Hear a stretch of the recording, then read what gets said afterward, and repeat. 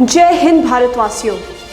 आज की ताज़ा हेडलाइंस है, संयुक्त राष्ट्र परिषद में चीन के भारत के खिलाफ कदम को रोका अमेरिका और जर्मनी ने। रक्षा मंत्री राजनाथ सिंह जी की लद्दाख यात्रा स्थगित हो गई, कारणों का पता नहीं चल पाया। चेन्नई स्टार्टअप के तहत भारत का पहला निजी लघु रॉकेट तैयार होगा इसरो की मदद से।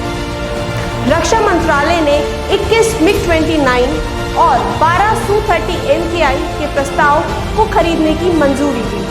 पाकिस्तान ने साफ इनकार किया, LOC पर नहीं भेजे 30,000 सैनिक। पैंगोंग झील में उच्च स्तरीय इंटरसेप्टर नौकाएं भेजी जा रही हैं। आइए डिस्कस करते हैं इन्हीं सभी खबरों को विस्तार से।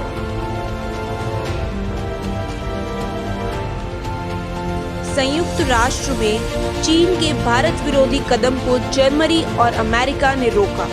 संयुक्त राष्ट्र सुरक्षा परिषद UNSC में बुधवार की शाम चीन को उस वक्त बड़ा झटका लगा जब उसके एक प्रेस वक्तव्य को अमेरिका ने अंतिम क्षणों अपनी आपत्ति जताकर उसे रुकवा दिया।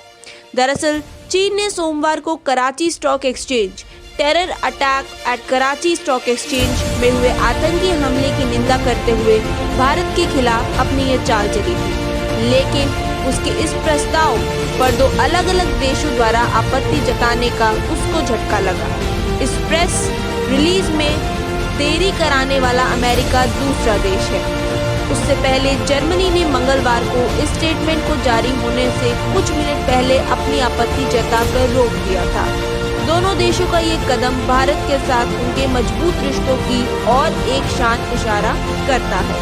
इससे पहले पाकिस्तान के विदेश मंत्री शाह महमूद कुरैशी और पाकिस्तानी प्रधानमंत्री इमरान खान ने सोमवार को कराची स्टॉक एक्सचेंज में हुए इस हमले का आरोप भारत पर लगाया था। इस हमले में 4 सुरक्षा गार्ड, 1 पुलिस अधिकारी और 4 आतंकियों समेत 9 लोगों की मौत हुई थी। चीन इस हमले में मारे गए लोगों के प्रति शोक प्रकट करते हुए पाकिस्तान के साथ अपने मजबूत संबंधों को दर्शाने के मकसद से यह ड्राफ्ट तैयार किया था। चीन ने यह प्रेस नोट मंगलवार को पेश किया था और UNSC के नियमों के अनुसार न्यूयॉर्क के स्थानीय समय अनुसार अगर कोई भी सदस्य शाम 4 बजे तक इस पर आपत्ति नहीं जताता है तो उसे पास कर दिया जाता है। इसी इरादे से चीन ने इसे साइलेंस प्रोसीजर के तहत पेश किया था। यह स्टेटमेंट ऐसे आतंकी हमलों की निंदा करने के लिए सामान्य प्रतिक्रिया थी जो UNSC ऐसे हमलों के बाद समय समय पर जारी करता है। साइलेंस प्रोसीजर के तहत अगर तय डेडलाइन के वक्त तक किसी को ऐसे प्रस्ताव पर आपत्ति नहीं होती, इसे पास माना जाता है। रक्षा मंत्री राजनाथ सिंह जी की लद्दाख दौरा स्थगित हो गया है, लेने जाना था हालातों का जायजा।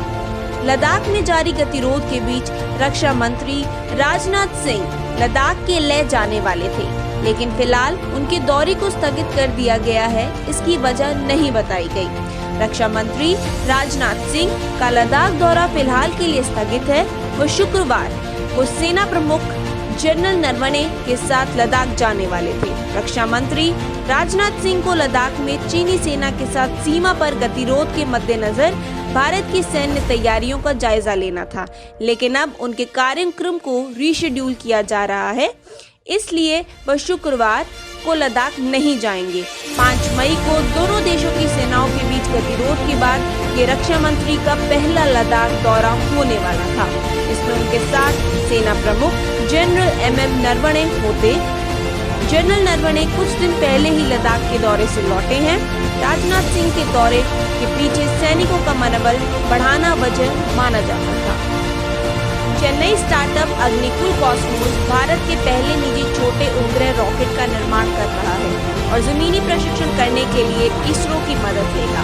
इनस्पेस, जो कि अंतरिक्ष विभाग के तहत एक स्वायत्त निकाय है, की घोषणा के साथ IIT मद्रास इंक्यूबेट स्टार्टअप को बहुत अधिक बढ़ावा मिला, जो निजी प्रार्थनाओं को इसरो के बुनियादी ढांचे तक पहुंच बनाने में मदद करेगा।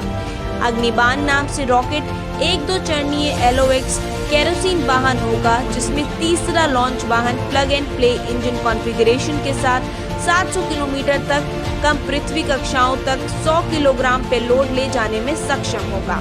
यूनिक रविचिन्ह सह संस्थापक और सीईओ अग्निकुल कॉस्मोस ने बताया कि ये रॉकेट 2022 तक तैयार हो जाएगा। बढ़ते हैं अगली खबर की तरफ।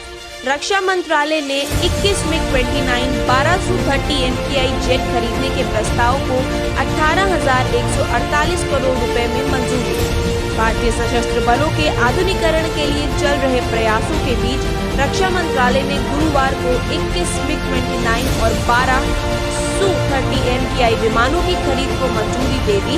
साथ ही साथ मौजूदा 59 मिग-29 जेट विमानों को उन्नयन के साथ रक्षा अधिग्रहण परिषद के गुरुवार को रक्षा मंत्री राजनाथ सिंह की अध्यक्षता में बैठक की और भारतीय सशस्त्र बलों द्वारा आवश्यक विभिन्न प्लेटफॉर्मों और उपकरणों की पूंजी अधिग्रहण के लिए अनुमोदन प्रदान किया। मंत्रालय ने कहा कि 38,900 करोड़ रुपए की अनुमानित लागत के प्रस्तावों को मंजूरी मिल गई है। चूंकि सरकार आत्मनिर्भर पहल के तहत स्वदेशी डिजाइन और विकास पर केंद्रित है, इन स्वीकृतियों में 31,130 करोड़ रुपए के भारतीय उद्योग से अधिग्रहण शामिल है। उपकरण का निर्माण भारत में भारतीय रक्षा उद्योग में कई MSMEs की भागीदारी के साथ किया जाना है। इनमें से कुछ परियोजनाओं में स्वदेशी सामग्री परियोजना लागत का 80% तक है, रक्षा मंत्रालय ने एक प्रेस विज्ञप्ति में कहा। जबकि मिग-29 की खरीद और रूस से अपग्रेडेशन पर 7,418 करोड़ रुपए खर्च होने का अनुमान है। Su-30 MKI को HAL से 10,730 करोड़ रुपए की लागत में खरीदा जाएगा। पड़ोसी देश पाकिस्तान अब उन खबरों को गलत बता रहा है जिसमें गिलगित बाल्टिस्तान में LOC के नजदीक 20,000 सैनिक की तैनाती की खबर आई है। खबरों में यह भी कहा गया है कि पाकिस्तान की चीनी सैनिक हैं। इसमें भी पाकिस्तान सेना ने इनकार किया है। पाकिस्तान सेना की तरफ से आधिकारिक बयान जारी किया गया है। इसमें लिखा है, भारतीय मीडिया और सोशल मीडिया पर इस तरह के दावे हैं कि पाकिस्तान ने गिलगित बाल्टिस्तान में LOC के पास अतिरिक्त जवान भेजे हैं। ऐसा भी दावा है कि स्कार्दू एयरबेस को चीनी सैनिक इस्तेमाल कर रहे हैं। ये सब बातें फर्जी हैं और सच से परे हैं। बयान में आगे कहा कि इस तरह की कोई अतिरिक्त सेना वहां नहीं भेजी गई है। चीनी सेना की पाकिस्तान में मौजूदगी से भी इनकार किया गया है। पैंगोंग झील में उच्च गति की इंटरसेप्टर नौकाएं भेजी जा रही हैं। देश की रक्षा प्रतिष्ठान पूर्वी लद्दाख में पैंगोंग त्सो के लिए नवीनतम निगरानी गियर से लैस 1 दर्जन नई उच्च गति वाली इंटरसेप्टर नौकाओं को भेजने की योजना को अंतिम रूप दे रही है, जहां मई की शुरुआत में भारतीय और चीनी सैनिकों का टकराव हुआ था। सूत्रों ने कहा कि भारतीय सेना के पास 2012 से लेकर 2013 के बाद से 13,900 फीट की ऊंचाई पर स्थित झील में गश्त के लिए 17 QRT क्विक रिएक्शन टीम नौकाएं हैं, लेकिन भारी टाइप से मिलान करने के लिए बल की क्षमताओं को और बढ़ाने की जरूरत है महसूस की गई है। 928 भी गश्ती नौकाओं का इस्तेमाल वहां की पीपल्स लिबरेशन आर्मी द्वारा किया जा रहा है।